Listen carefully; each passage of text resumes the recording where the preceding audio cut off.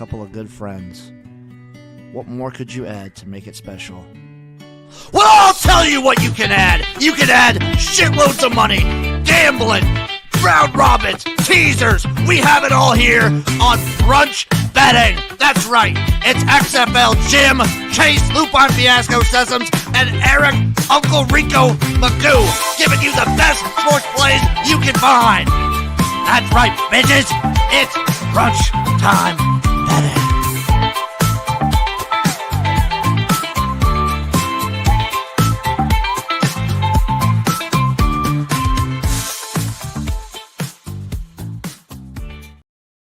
Hello, everybody. Welcome to another episode of Brunchtime Betting. As always, it is me, XFL Jim. Fucking go! Joined by the man himself, Erik, a.k.a. Uncle fucking Rico.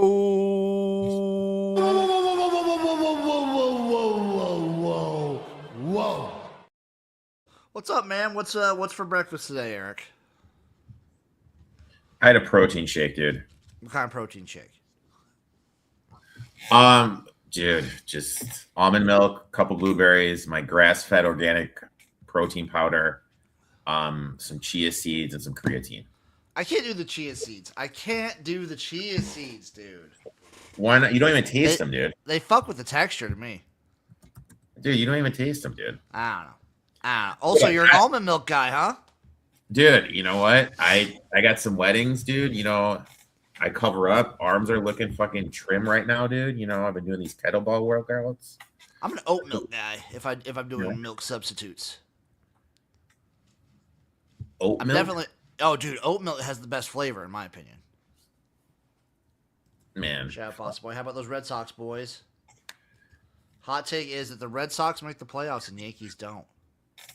You know what? I'll give him credit. He was on the Red Sox full game for the second game. I wasn't yesterday. Red Sox got it done. They're going to need to add a bat, I feel, and get a little more sustained pitching. You know what? I was very upset last night. So I didn't stream the CFL because I had something going on. I was selling my car. So that was I went to a car auction for the first time. How'd that go? Wish I would have gotten a little more, but I got like the base that I wanted to get, I got. Wish I would have gone for more, but it's okay. Also, just going to auctions is fun. Getting to listen to an auctioneer just go off. Oh. Did you have like, what is it? What's the one where like it needed to go over X? Yeah, like you set your the minimum that you'll take for it to actually sell. Yeah. I went over that, but like just barely. So we'll collect. It was fun. It was a good time. I need to get rid of it, but it's also very sad because that was my dream car. Hey, buddy, you know what? You had it for a while. I did. I had it for 3 years, and I just I was coming to the realization I just never really drove it. Uh-huh. And I was like, well, it's just kind of sitting here. I want someone to be able to appreciate it. It's a beauty of a car. It's a 1981 El Camino SS. It was a badass car, dude. It was a fucking sick car. But you could only drive it. You couldn't drive it in the winter, so. No, I mean, if it wasn't I could drive it in the winter if it wasn't snow on the ground. Yeah. So like for December to part of January, I'd be okay because the heater really worked in it. The heater worked better than the AC, but you know. I hate the layers. Did you sell the Jackson Merrill card? No, I have not. So Jim, on my MLB show, we always rip one card a week. I love that. And one card or one pack? Just a pack with one card in it, and we got a Jackson Merrill PSA 10 rookie card last night. So yeah, Uncle fucking Rico, dude. If James Wood goes to the Red Sox, I could see it. Roman back as well. Too bad to start pitcher. Yeah, I mean, there's a path, but they're really far behind, man. I kind of actually, and the Rays are good. The Yankees got to figure to make the run. If I had a better team to make the playoffs, I'd probably bet the Tigers, dude, because they've been so banged up, and the AL Central is so goddamn fucking bad. I respect that. My breakfast was Highland chocolate milk. Oh, all that sugar, Jim. All that sugar. Yeah, but all that protein too. How much? Think about that. How much protein? In this bottle, there is 16 grams. Not bad. And then I also had some biscuits and gravy. Some Casey's biscuits and gravy. Casey's biscuits. Dude, it hits so hard. Casey's is elite gas station food. Dude, all I know is I was ecstatic yesterday when I didn't have anything to do. I was able to get the podcast done. Got the baseball show. I didn't have anything to do after the baseball show because that's when I usually record the UFC part of my podcast. Boom. I went to the Yard House, half off draft beers, half off apps, 3 to 6, driving there and seeing a blue sky after we had like our 5-minute thunderstorm. It was like a completely different world, dude. Yard House, top 5 shade in Uncle Rico's life? No, it's basically just a Chili's. Yeah. I mean, have you seen that one TikTok where the girl's like Chili's and it shows Olive Garden and it goes Italian Chili's? Yeah, they're all different. They're all just different Chili's. Yeah, he's like Mexican Chili's. Which one's Mexican Chili's? On the border. Never even heard of that one. Seafood Chili's is Red Lobster. Yep. It all works. Erik, are you ready to get into some picks, or are there any sports takes that you want to fire out there? It's kind of insane, by the way. I'll talk about my first pick. It's insane that the World Cup does a third place game. See, so like I took a position on Kane at 18-1 to have the most goals. So I think it's better for that because the defense is going to be a little lax. And I mean, he's in position if he really wants to go for it, That might as well. I'll just give my first pick, and then if there's any other sports takes you have, we can fire them off. I bet over 3.5 goals in France, England today. Yeah, I think it's just going to be I think defense is going to be non-existent. Why the hell do they care? This game doesn't matter. Exactly. Why do you care? There's no point to care. Like, makes zero sense. My first bet, I'm going to the Diamond Gym. I am going to go to the Minnesota Twins first 5 money line plus 118. If I were to ask you which pitcher has been the most profitable first 5 pitcher in baseball this season, I doubt many would say Taj Bradley, but he is. 64.4% ROI in the first 5. Twins have been one of the best first 5 teams in baseball, producing a 6.5 ROI when they're at home. Even better, best home first 5 record in baseball, 19.7% ROI. As a home underdog, 36.2% ROI. Cubs this season in the first 5, negative 9.8% ROI. As a favorite, negative 5.4% ROI. When we look at Bradley, 3.59 ERA, 3.82 expected ERA, throws a fastball 48% of the time, 11 pitch run value on that. Opponents hitting just 231. Last 4 starts, 2.08 ERA. Opponents hitting 174, 240 on base percentage, a 315 slugging percentage, and a sparkling .92 whip. Look, if this guy played at a better team, he'd be getting some Cy Young hype, but he doesn't. So he's just dominating up in Minnesota. I'm getting him at plus money for for the best pitcher in baseball this season on the first 5 money line. All the sense in the world. Twins first 5 plus 118. Ooh, baby. I love it, Erik. I'm actually going to go to the Diamond for my next bet. Ooh. You know what I'm doing, Erik? I think you're going to take the Pittsburgh Pirates. I am not. I am taking America's team, the Colorado Rockies, straight up against the Reds. You know what? I had America's team first 5 yesterday, and they pushed. They pushed. Hey, push. I'm gonna say probably better than a loss. You know what, dude? I just kind of like how I've kind of started this thing with America's team. It's kind of taken off. I'm 100% backing you on that. I mean, how can you not back America's team, the Colorado Rockies? They will just so even when they're not the worst team in baseball, they will continue to be America's team. Dude, America's. You know why they're America's team? Like any day, any game. Is it because they cash checks? Any game that is not on the 4th of July, you can get tickets for like $2 and sit anywhere. 4th of July tickets are so goddamn expensive because their fireworks display is like just redonkulous. So they're America's team. They are America's team, and I'm backing them here against the Reds. I like it. I looked at that one too. Cheeky little minus. Well, I think I got it like minus 104, minus 105, somewhere around there. I'm going to the Diamond. I'm going up to the MKE, but I'm going to take the Fish. I'm taking the Miami Marlins first 5 minus 103. Goes back to the same philosophy as the first 5. We're back in Max Meyer, who's been one of the best pitchers this season. First 5, 14-3-2, first 5 money line, 49% ROI, 2.58 WHIP, 2.58 ERA, 1.1 WHIP.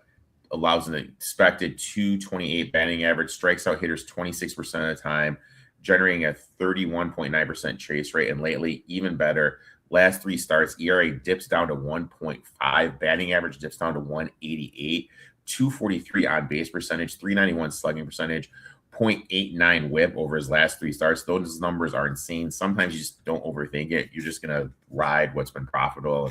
That's what has been profitable for me this year. Backing Max Meyer, I'm gonna do it again, minus 103 on the first 5 money line. Whew. Whew. I love it, Erik. The way he approaches baseball is very interesting. I like it. Why don't you like that? I like how you always attack the early game.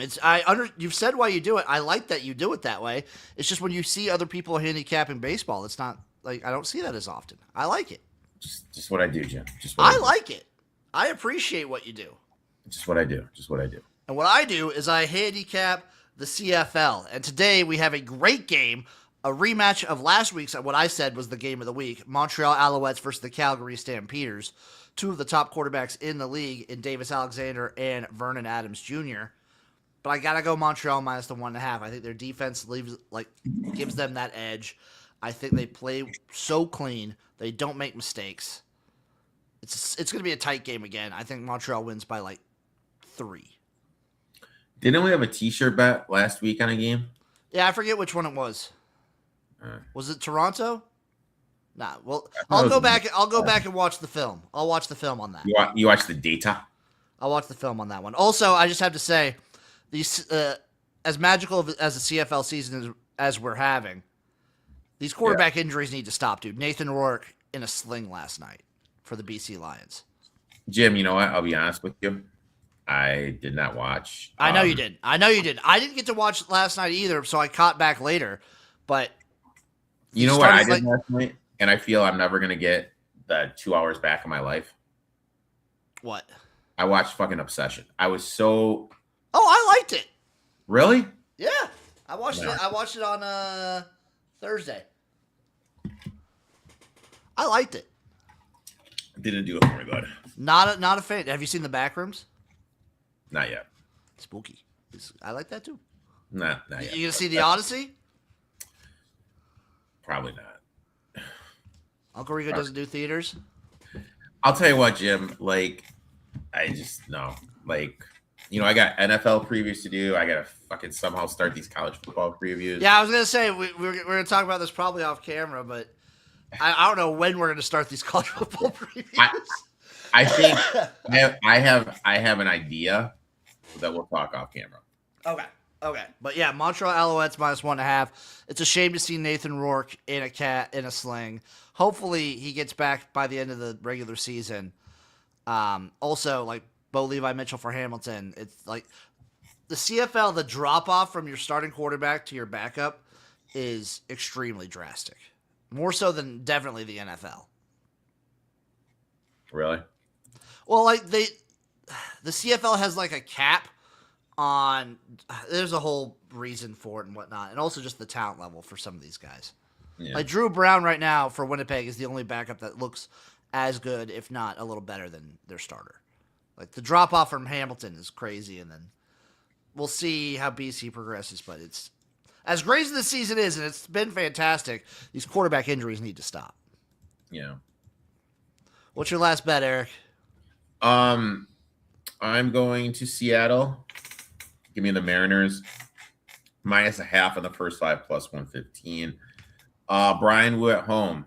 By no, you guys know the rules. We back Wu at home. We don't touch him when he's on the road. The road this season, 6.58 ERA, 1.43 WHIP. At home, 2.1 ERA, an incredible 0.7 WHIP. The advanced numbers just as good. At home, opponents are hitting just 156, 195 OBP, and an absurd 220 slugging percentage, 30% strikeout rate, only a 29.8% hard hit rate. When we look at on the road, 295 batting average, 333 OBP, 461 slugging percentage, and a 38.9% hard hit rate. He's simply just a different pitcher in Seattle. From a betting perspective, Wu is 6-2 on the first 5. Spread line at home, good for 44.9%. For his career, when you're looking at him on home at the first 5 spread line, an incredible 69.2% ROI. Sometimes the trend is just too strong to ignore. We're just going to ride Wu at home. So give me the Mariners -0.5, first 5 at a decent +115. Erik, that leaves us. And you know what? Pill you left. It is Wu Day. It is? Wu Day. Brian Wu, dude. Wu Day. We got a little parlay for the people, Erik. Why don't you give your part of it? So I am going to the UFC for my part of it, going to the double chance. I'm going to take DDP in the main event +165 to win inside the distance. We look back at his career, 23-3 as a fighter. 20 of those 23 wins come by finish, 9 knockdowns, 11 subs. So nearly 90% of his victories don't make it to the judges' scorecards. This is a guy who doesn't just want to win. He wants to get you out of there. He's racked up 8 first-round finishes, which shows how dangerous he is from the opening bell. Stylistically, DDP is one of the most unique fighters in the UFC. His striking is awkward, unpredictable, incredible difficult time, blitzes forward with combinations from strange angles, mix in heavy body shots, and if the fight gets chaotic, that's exactly where he thrives. He has the cardio, the chin, and the pressure to break opponents over the course of a fight. Now, when we look at Usman, he's moving up to middleweight at 39 years old. That's a huge factor for me. Not only is he facing naturally bigger, stronger competition, he's doing it as one of the division's most relentless pressure fighters. Father Time tends to catch up with everybody. While Usman is still an outstanding competitor, he's just not the same explosive wrestler as we saw during his championship run. And let's be honest, anyone who my old ass has better knees than, I am looking to fade. Usman's knee issues have been well documented over the years. He's telling people he needs walking downstairs backwards just to avoid pain. Wrestling is still Usman's clearest path to victory, but I don't think it's just going to be simple as taking DDP down to the mat. When we just kind of sit back and look at everything, I think there's multiple paths to win for DDP. I just don't think Usman's knees hold up. I'll take DDP to win inside the distance as my leg at +165. Very nice. My leg, obviously. Not obviously. I had to do it in the WNBA. Obviously. Obviously, you got to go to the WNBA. And there's something about today, Erik. I'm feeling it in my bones, my old bones. My back was creaking when I woke up this morning. It was cracking because I slept on it weird. You slept on it weird. And when I sleep on it weird and my back's cracking, I'm going with Caitlin Clark in the fighting Indiana Fever. On the money line versus the New York Liberty. Caitlin Clark. I think she's the fastest WNBA player to hit, what was it, 300 threes or some bullshit like that? I don't know what the stat was. I mean, that's all she does is shoot threes. It's electric, though. It's electric. Isn't that a song? Yeah, the electric slide. No, it's like, it's electric. Is that not the electric slide? Is that a different song? I don't know. I'm gonna listen right now. Erik, you don't support the WNBA? You know what, Jim? I'm all about basketball. I love basketball. I'll be honest, I don't watch much WNBA. Yeah, I think this year in particular too, because like normally this time of year I'll dabble in the WNBA, but the World Cup's kind of taken that over. I'll be honest. I've had so much soccer to watch. I didn't watch much World Cup. Erik, we've established you don't watch sports. It's fine. I watch basketball. I'm fucking. I watch baseball. I watch college football. I watch NFL. I watch sports, dude. But like the fucking soccer, like they have the semifinal matches on when I'm working. Yeah, the timing of them does kind of blow where like they're playing at like 2 in the afternoon for us. Yeah. And I mean, I get it. Like the more people watch. Oh, I understand. Like they're not going to cater to American viewing audiences. I mean, they should cater to us. I don't blame them at all for. And they literally just Eric. Eric.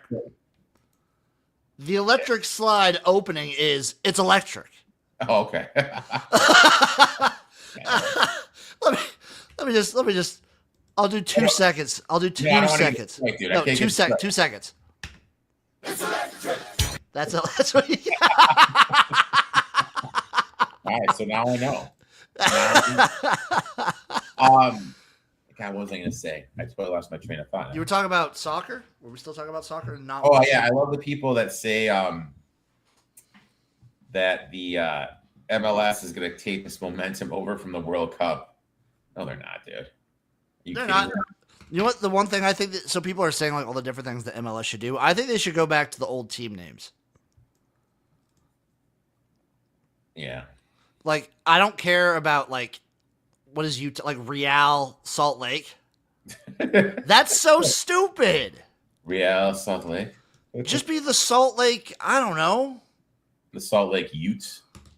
That would be cool. Just be like, just go straight up. Just go boldface with the Salt Lake Mormons. I just don't. I don't know, man. Like that's what I want MLS to do. Like if they had like LA Galaxy, fine, but LAFC, stupid, sick logo, dumb name. I like how I don't know if you remember when MLS first started. The penalty kick was like just basically you started a little further back and it was just a breakaway. I do like that. Either that or like have a relegation system, which they'll never do. Who do they relegate to? Like fucking. There's a lower soccer league here than the MLS. There is. Yeah, I think it's like the NLA, something like that. Something like that. Eric, any other anything you got going on today, my friend? No, nothing. I got nothing, dude. You know, I made clean. You know, air quality's still a little poor here. I'll probably watch an episode or 2 of The New Girl when I'm on the treadmill. I think I'm setting up a fence in this fucking heat, so pray for me on that one. Oh, and then I'm going to an arena football game tonight. Look at you, dude. Shout the Nebraska Siege, 5-0. Eric, let me show you this. Let me show you the head coach for the Nebraska Siege. You're gonna like this guy. You're gonna like the cut of his jib. It's very Uncle Rico core. Let me see if I can find the guy.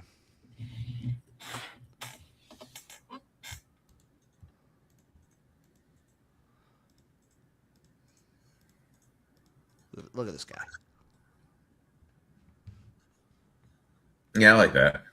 Dominic Bramante. I like that. Yeah, undefeated, by the way. Haven't lost a game all season.